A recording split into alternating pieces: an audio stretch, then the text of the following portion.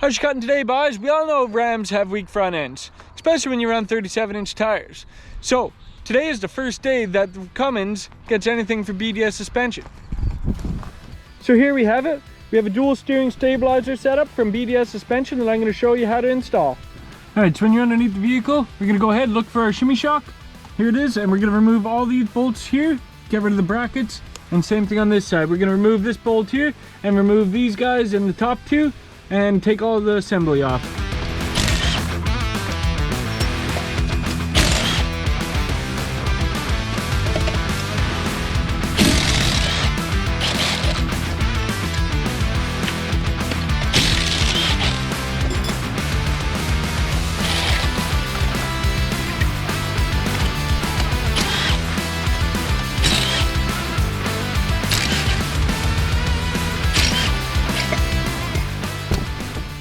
Alright, so now that we got that removed, we're going to go ahead and clean up this top surface a little bit.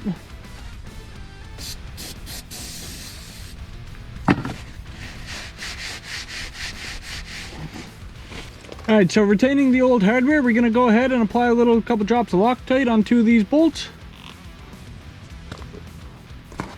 And here's our first bracket that we're going to be installing. Make sure to install it with the bevel down.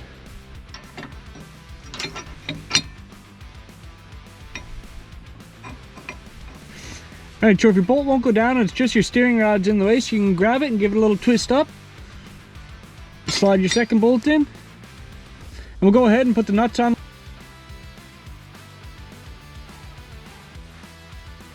Go ahead and snug them up.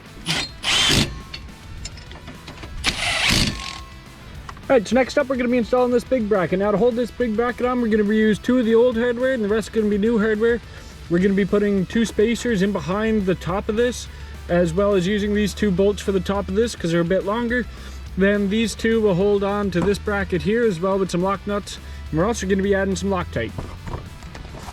Go ahead and prep your two bolts. Put a little bit of Loctite. Alright, so go ahead and lay your piece up in place. Again, make sure the bevel is pointed down. Put one bolt in, put your spacer. Go ahead and get it started.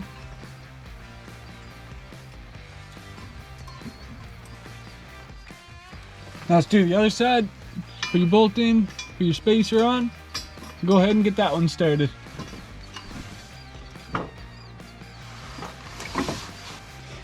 Now we're using the old hardware. Let's go ahead and just put a drop on there. Feed it up through the bottom.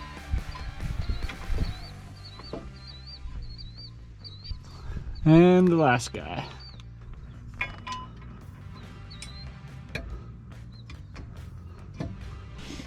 Alright, so with all your bolts started, let's go ahead and snug them up a little bit. Not too tight.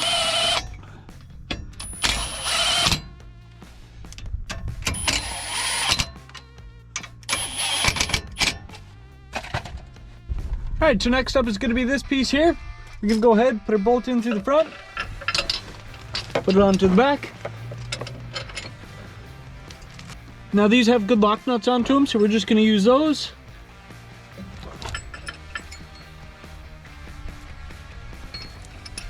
Go ahead and get it started.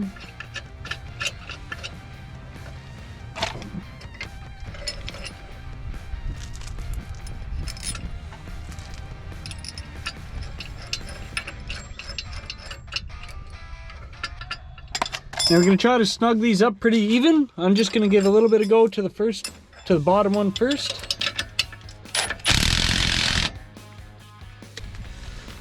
Go ahead and just snug up your top one.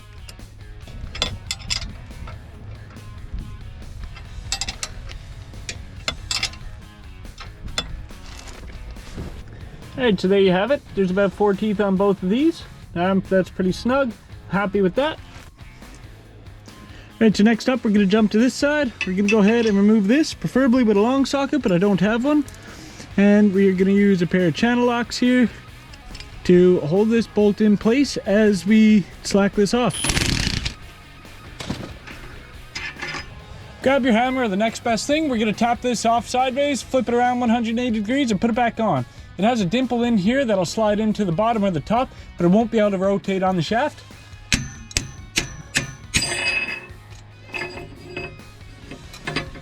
Go ahead and tap it back in place.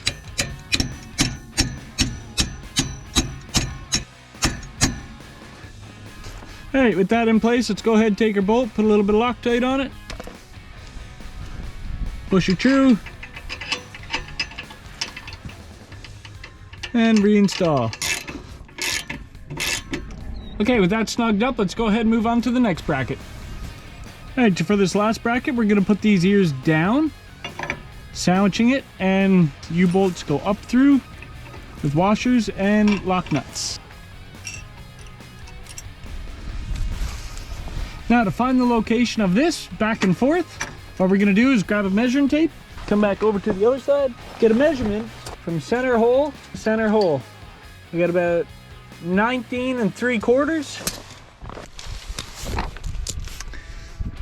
So what you're gonna do is just snug your first one up just a tiny bit so you have a little bit of movement, but not too much.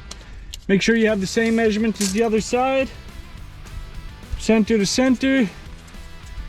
We have about 19 5/8. We'll go back a tiny bit.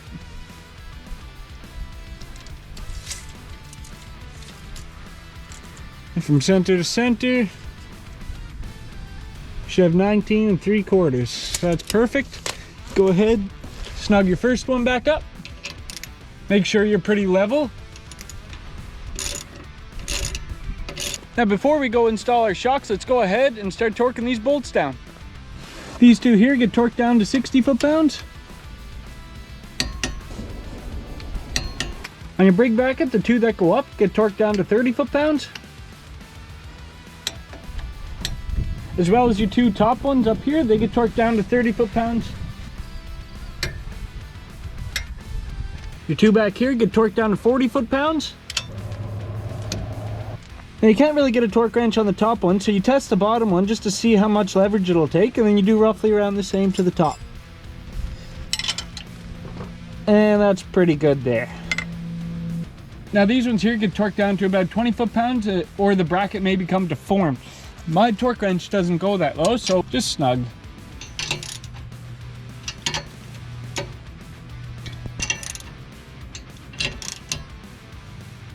So the last thing that's going to be installed is our shocks. Let's go ahead and get them assembled. All right, so all I got here is some dry lube, so all the dirt and dust and debris doesn't stick to this. Get a little bit of lube on them.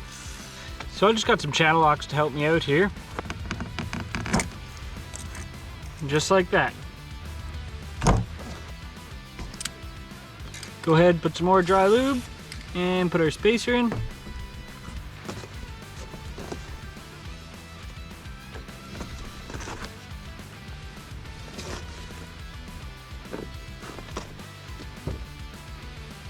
Alright, so with our shocks ready to go, now let's install them into the truck. Let's go ahead, drop your bolt in, pull out your shock through. There we go. Alright, so same thing on the other side. Drop her in, throw your shock up, washer, and nut. We're going to go together in the center, kind of eyeball where we should be. Now our last bracket goes on, sandwiching these two. Just do one side at a time.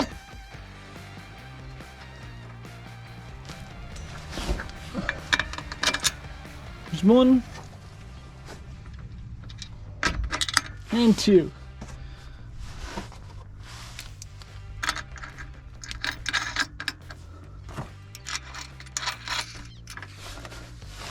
Let's go ahead and snug those up.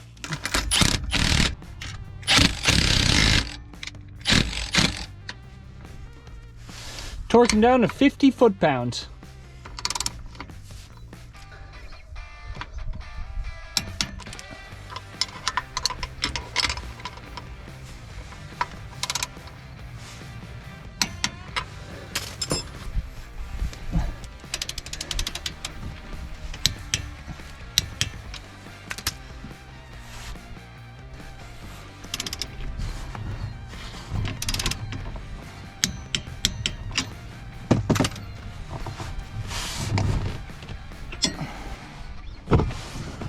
Alright, so that's it for the mounting part of it, but we got a couple last steps before we finish up.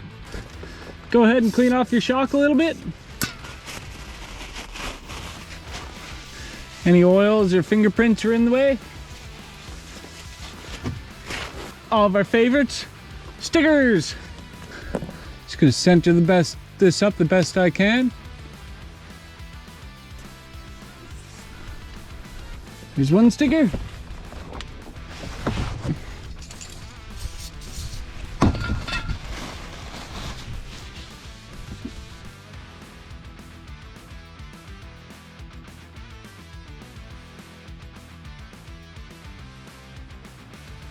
And now for the final step.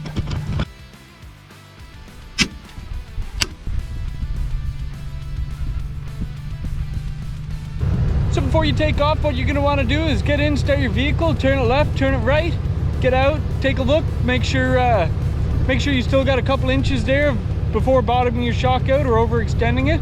I got about 2.5 inches on both sides on full lock, so I'm good to go. Let's take it for a test drive.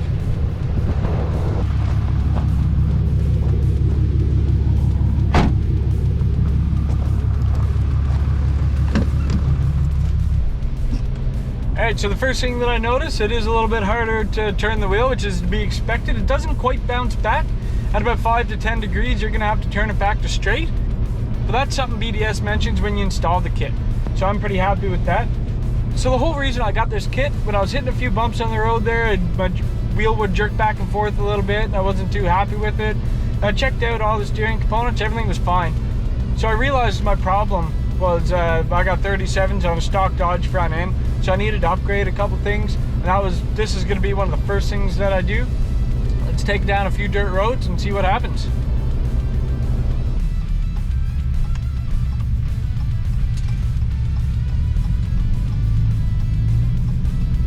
So that's all it kind of returns to, which is pretty straight. Yeah, just got to give her an extra little bit.